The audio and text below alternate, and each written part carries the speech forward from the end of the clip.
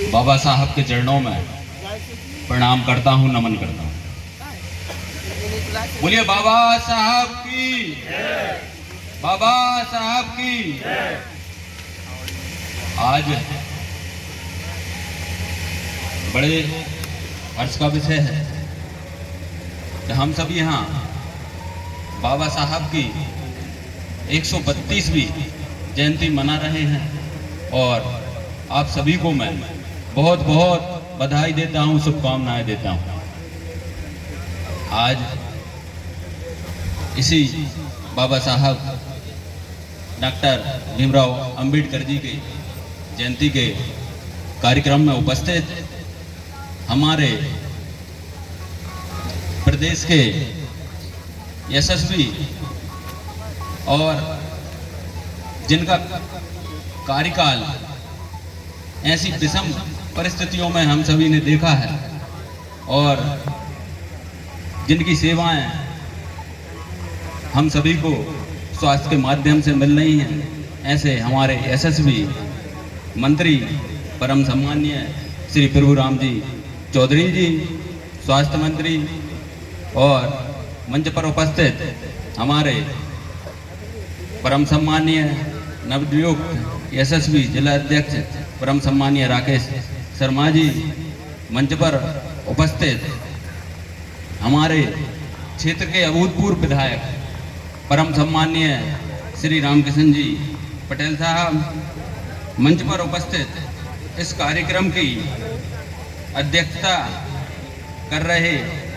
सम्माननीय अमान सिंह जी चौधरी साहब, मंच पर उपस्थित हमारे मार्गदर्शक परम श्रद्धेय परम सम्माननीय चाचा जी श्री हरनाम सिंह जी राजपूत साहब, मंच पर उपस्थित हमारे पूर्व नगर परिषद अध्यक्ष जिन्हें हम विकास पुरुष के नाम से जानते हैं परम सम्माननीय श्री सुरेश जी पाठक जी, मंच पर उपस्थित हमारे प्रदेश प्रवक्ता भैया नरेंद्र पटेल जी, मंच पर उपस्थित हमारे छोटे भाई जिला मंत्री सम्माननीय राजेंद्र ठाकुर जी, मंच पर उपस्थित हमारे सम्माननीय छोटे भाई जिला मंत्री पवन रघुवंशी जी, मंच पर उपस्थित हमारे जिला सदस्य परम सम्माननीय श्री शेष सिंह जी चौधरी जी, मंच पर उपस्थित हमारे मंडल के नगर मंडल के अध्यक्ष भाई अभिषेक राजपूत जी, मंच पर उपस्थित हमारे ग्रामीण मंडल के परम सम्माननीय रेवा सिंह जी गोदर जी, और मंच पर उपस्थित हमारे अनुविभागीय अधिकारी सम्माननीय मुकेश सिंह जी, मंच पर उपस्थित हमारे परम सम्माननीय हमारे मार्गदर्शक वरिष्ठ नेता परम सम्माननीय CL पटेल साहब, मंच पर उपस्थित हमारे कवि हरिगोविंद सिंह जी, मंच पर उपस्थित परम सम्माननीय घनश्याम सिंह जी रघुवंशी जी, मंच पर उपस्थित परम सम्माननीय अजय शर्मा जी, सम्माननीय मनोज भार्गव जी, सम्माननीय कैलाश भाई अशोक शरणार्थी जी, सम्माननीय, और यहाँ पर उपस्थित हमारे पार्षद साथी भाई पप्पू मेहरा जी, और इस आयोजन समिति में अपनी सहभागिता निभा रहे हमारे पार्षद साथी भाई रणधीर चौधरी जी, और यहाँ पर मंच संचालन कर रहे भाई हेमंत चौधरी जी। आप मेरे ही एक ही राशि के हैं हम लोग, और मंच पर उपस्थित हमारे परम सम्माननीय शिक्षक भाव सिंह जी मांडवे जी, यहाँ पर उपस्थित हमारी जनरल पद सदस्य श्रीमती रामकुमार बाई जी, और यहाँ पर सभी मेरे युवा साथी, सामने बैठे सभी वरिष्ठजन और सामने बैठी हमारी मातृशक्ति, आप सभी को हाथ जोड़कर सम्मानीय मंच के साथ प्रणाम करता हूँ, नमन करता हूँ। आज हमारे अंबेडकर साहब की इस जन्म जयंती इतने हर्ष उल्लास से एक पूरे भारत वर्ष में मनाई जा रही है।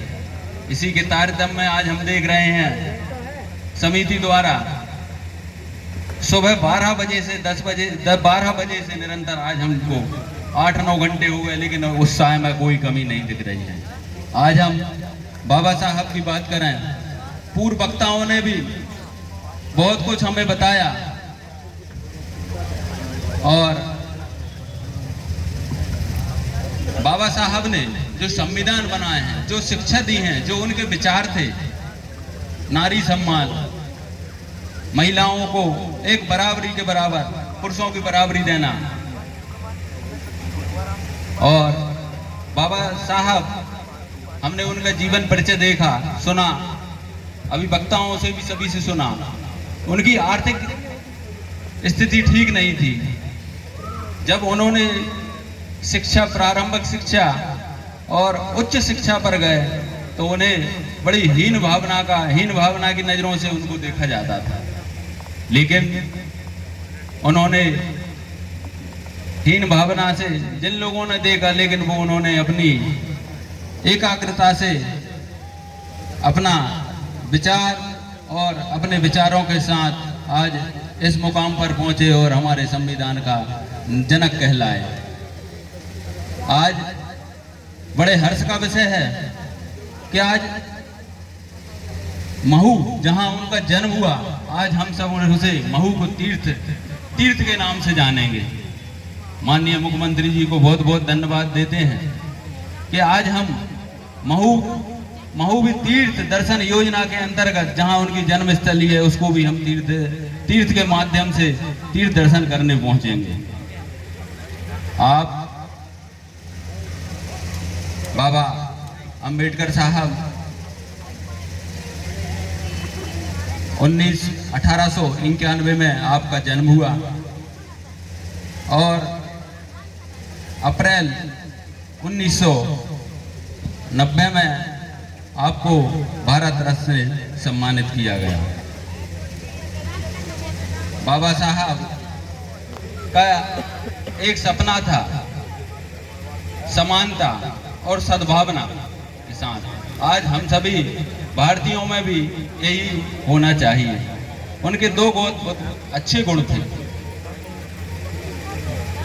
बाबा साहब हमेशा सर्व समाज से और गरीबों के लिए लड़े और आपने समानता के साथ साथ आप पुस्तकें बहुत पढ़ते थे। ये बच्चों के लिए बहुत ही प्रेरणादायक है, हम सभी के लिए प्रेरणादायक है। मैं आप सभी से यही कहना चाहता हूँ कि हम सभी भी बाबा साहब के जो संविधान है उनका अनुसरण करें और उनका पालन करें। आज हमारे महाविद्यालय अनुसूचित जाति छात्रावास बरेली में एक 50 सीटर यह छात्रावास है। यहाँ पर आज हमने देखा कि यहाँ पर अभी भीषण गर्मी शुरू होने वाली है, यहाँ ठंडे पानी की व्यवस्था नहीं है और हमारे व्यवस्थापक महोदय ने बताया और हम सभी ने निर्णय लिया कि हम नगर परिषद के माध्यम से यहाँ शीघ्र ही ठंडे पानी के लिए वाटर कूलर की व्यवस्था की जाएगी, जिससे हमारे छात्रों को ठंडा पानी उपलब्ध होगा।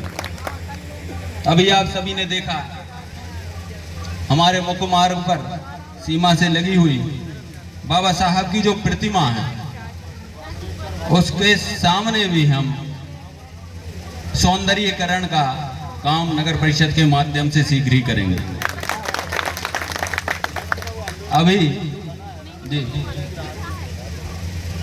अभी हमारे भाव सिंह जी मांडवे जी द्वारा अंबेडकर भवन की बात की गई, लेकिन मेरे संज्ञान में नहीं था ऐसा, क्योंकि मना करना मुझे आता नहीं है। जो भी व्यक्ति या जो भी उपयोगी वस्तु या होती है तो मुझसे मना नहीं किया जाता, ऐसा मेरा स्वभाव है। और निश्चित ही हमने उपयोग, जब हमारे यहाँ नगर में प्राकृतिक आपदा आई, जब जरूर उसका हमने सामूहिक उपयोग किया था। वहाँ जो लोग बाढ़ पीड़ित थे उनको ठहराया गया था और उनकी व्यवस्था पूर्ण की गई थी। बाकी आपकी जो समिति है, जो भी सदस्य हमारे यहाँ पहुँचते थे कि साहब भैया वहाँ पे आप व्यवस्था करा दीजिए, गद्दे कुर्सी लगवा दीजिए, कार्यक्रम करना है, तो मैंने ये नहीं पूछा कौन सा कार्यक्रम है आपका। इस भाव से हम सहयोग करते रहे। आगे अंबेडकर समिति जो है जैसा निर्णय लेगी हम आपके साथ हैं, और अंबेडकर भवन आपका है ही और पूरा नगर आपका है। हम सब मिलकर नगर के विकास के लिए काम करेंगे। और एक मुख्य मांग हमारी पूरे नगर की है, सड़क की। अभी कई विषय पर चर्चा हुई, कई वक्ताओं ने बताया, वाकई में चिंतनीय विषय है। लेकिन हमारी जब नगर परिषद बनी, जब बारिश में, आज हम देखें बहुत बड़े बड़े गड्ढे थे, इतने गड्ढे थे कि यहाँ 10 की स्पीड से ही चलना मुश्किल था। 2 लोग बैठ के जाते तो बारिश में गड्ढे भर जाते थे, तो लोग गिरते भी थे। जैसे ही बारिश खत्म हुई हमने उस मशीन से लेवलीकरण किया, और आप देख रहे हैं गाड़ी तो हमारी तेज चलने लगी। लेकिन फिर धूल की समस्या आई, फिर उससे कैसे निजात मिले, तो हम सभी ने निर्णय लिया कि क्यों ना हम टैंकर से प्रतिदिन पानी डालें जिससे धूल ना उड़े। ऐसे प्रयास हम लोगों द्वारा किए जा रहे हैं। और आज ही माननीय मंत्री जी भी बैठे हैं, और उनके ही आशीर्वाद से सभी वरिष्ठ नेता बैठे हैं, सभी वरिष्ठ जन बैठे हैं। माननीय मुख्यमंत्री जी से भी हम लोगों ने आवेदन किया, और माननीय मुख्यमंत्री जी ने भी हमारी बात सुनी। और अब जो हैं टेंडर लग गए हैं, वो पहले भी लगे हुए थे लेकिन निरस्त किन्हीं कारणों से निरस्त किए गए थे। लेकिन अब निश्चित ही हमारी जो सड़क है बारिश से पूर्व अभी शीघ्र ही उसके कार्य आदेश होने वाले हैं, तो अप्रैल और मई में हमारी सड़क निश्चित ही बन जाएगी। आप सभी को, समिति को इस सफल कार्यक्रम की बहुत बहुत बधाई देता हूं, शुभकामनाएं देता हूं। इसी के साथ जय भीम, जय भारत।